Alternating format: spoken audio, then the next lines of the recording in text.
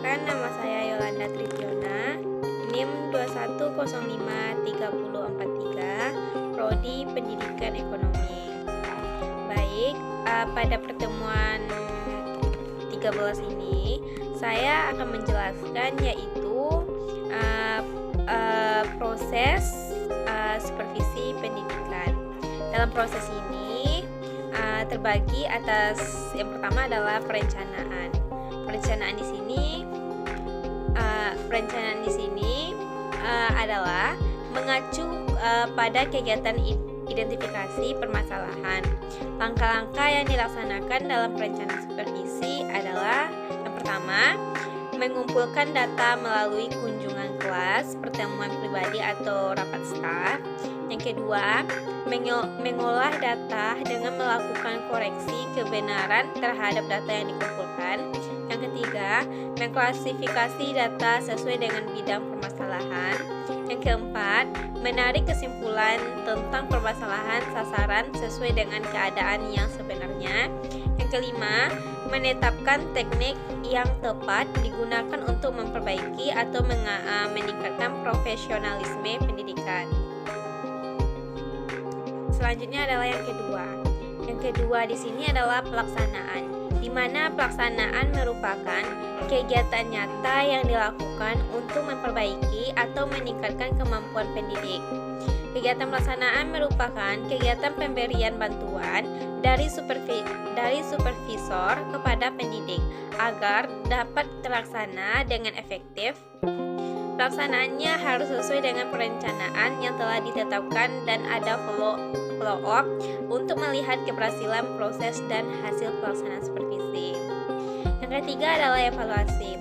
Evaluasi di sini merupakan kegiatan untuk menelaah keberhasilan, proses, dan hasil pelaksanaan supervisi. Evaluasi dilaksanakan secara komprehensif. Sasaran evaluasi supervisi ditujukan kepada semua orang yang terlibat dalam proses pelaksanaan supervisi. Hasil dari evaluasi supervisi akan dijadikan pedoman untuk menyusun program perencanaan berikutnya. Suetopo dan Suemato mengemukakan evaluasi berpedoman pada tujuan yang telah ditetapkan dan tujuan supervisi dirumuskan sesuai dengan corak dan tujuan sekolah. Prosedur pelaksanaan supervisi menempuh 3 tahapan, yaitu pertemuan pendahuluan, observasi pendidikan yang sedang mengajar, dan pertemuan balikan. Yang selanjutnya adalah tindak lanjut. Adapun bentuk tindak lanjut supervisi akademik dapat dilakukan melalui kegiatan sebagai berikut. Yang pertama adalah pembinaan. Pembinaan di sini terbagi atas 2, yaitu pembinaan langsung dan pembinaan tidak langsung. Pembinaan langsung di sini dilakukan terhadap hal-hal yang sifatnya khusus yang perlu perbaikan dengan segera dari hasil analisis supervisi. Kegiatan pembinaan langsung yang dilakukan setelah kepala sekolah selesai melakukan observasi pembelajaran adalah pertemuan pasca observasi. Pada pertemuan ini, kepala sekolah memberikan balik untuk membantu mengembangkan perilaku guru dalam melaksanakan proses pembelajaran. Pada kegiatan ini, kepala sekolah dapat melakukan 5 langkah pembinaan kemampuan guru, yaitu yang pertama adalah menciptakan hubungan yang harmonis. Yang kedua adalah analisis kebutuhan. Yang ketiga adalah mengembangkan strategi dan media. Yang keempat menilai dan yang terakhir adalah revisi. Selanjutnya adalah pembinaan tidak langsung. Pembinaan ini dilakukan terhadap hal yang sifatnya umum yang perlu perbaikan dan perhatian setelah memperoleh hasil analisis supervisi. Sahertian menyatakan bahwa perilaku supervisor dalam pendekatan tidak langsung adalah mendengar, memberikan penguatan, menjelaskan, menyajikan, dan memecahkan masalah. Beberapa jenis komponen yang dapat dipilih kepala sekolah dalam membina guru untuk meningkatkan proses pembelajaran adalah sebagai berikut. Yang pertama, menggunakan buku pedoman atau petunjuk bagi guru dan bahan pembantu guru lainnya secara efektif. Yang kedua, menggunakan buku teks secara efektif. Yang ketiga, menggunakan praktek pembelajaran yang efektif yang dapat mereka pelajari selama bimbingan teknis profesional atau in-service training. Yang keempat adalah mengembangkan teknik pembelajaran yang telah mereka miliki. Yang kelima, menggunakan metodologi yang luas. Yang keenam, merespon kebutuhan dan kemampuan individual peserta didik. Yang ketujuh adalah menggunakan lingkungan sekitar sebagai alat bantu pembelajaran. Kedelapan, mengelompokkan peserta didik secara lebih efektif. Yang terakhir adalah mengevaluasi peserta didik dengan lebih akurat, teliti sesama. Saya jelaskan yaitu yang tadi adalah proses dari supervisi pendidikan. Selanjutnya kita akan menjelaskan yaitu teknik dari supervisi pendidikan. Yang pertama adalah teknik individual supervisi.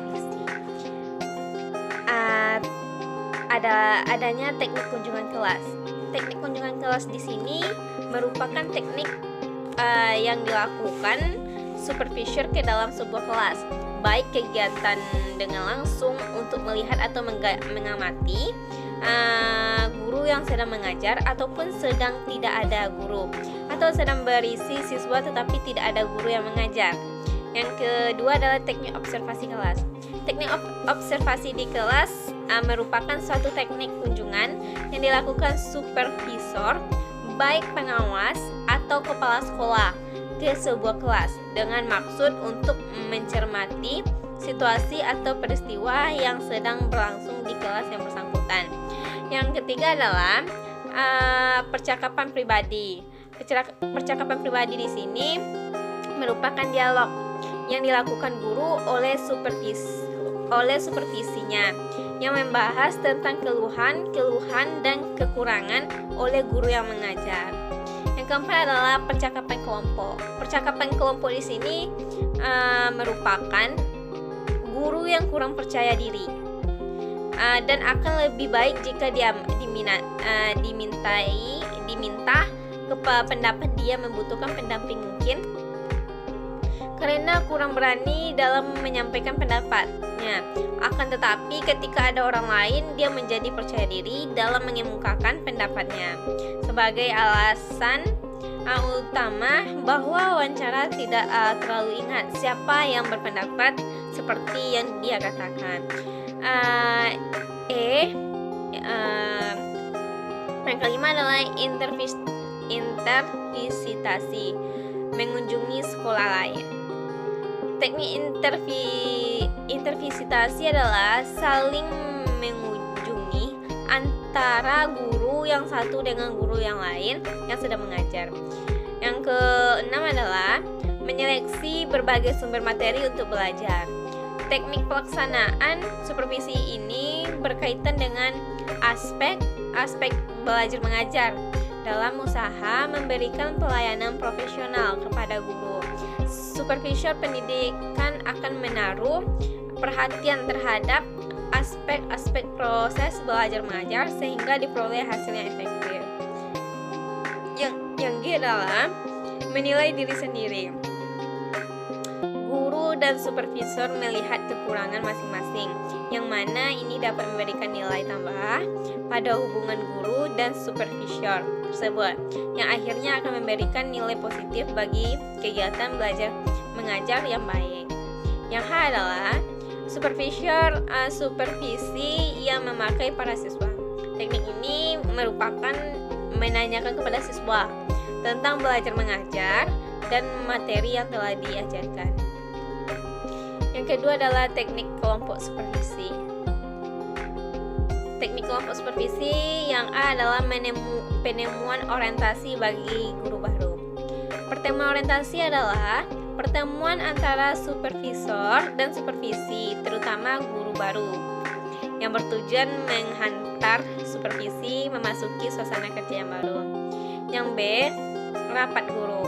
Rapat guru adalah teknik supervisi kelompok melalui rapat guru yang dilakukan untuk membicarakan proses pembelajaran dan upaya atau cara meningkatkan profesi guru. Yang C adalah studi kelompok antar guru. Studi kelompok antar guru adalah suatu kegiatan yang dilakukan oleh sejumlah guru yang memiliki keahlian di bidang studi tertentu. Yang D, diskusi.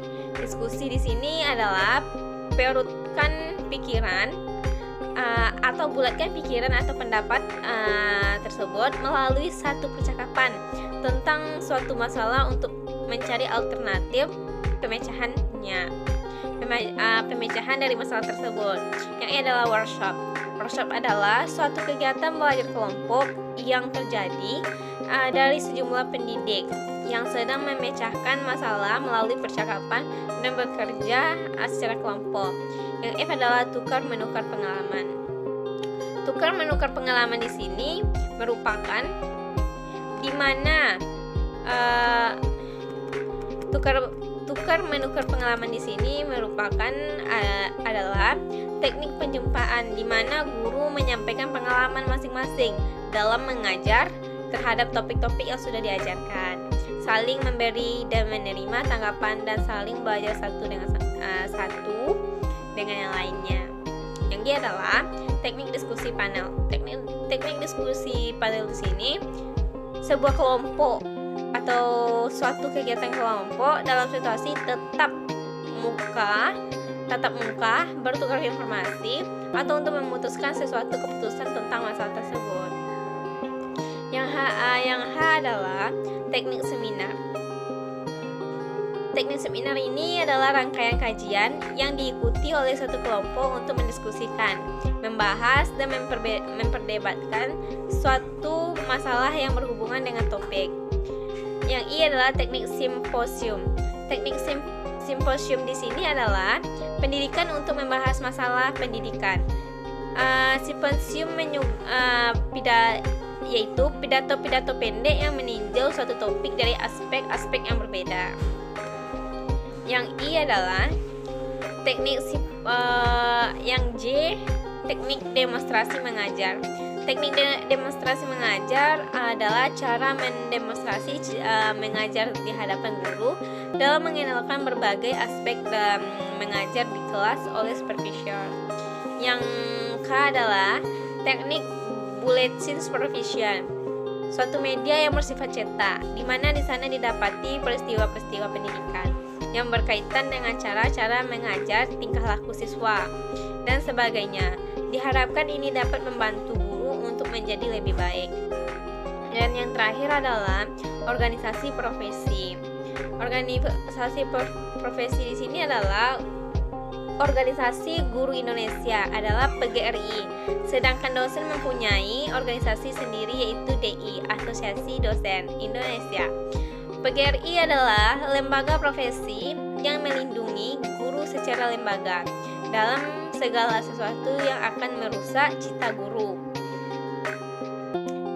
baik dari dalam ataupun dari luar anggotanya, dan sekaligus memperjuangkan hak dan kewajiban secara hukum kepada semua pihak yang langsung atau tidak langsung dengan guru. Sekian pembahasan yang telah saya jelaskan, dan semoga bermanfaat. Wassalamualaikum warahmatullahi wabarakatuh.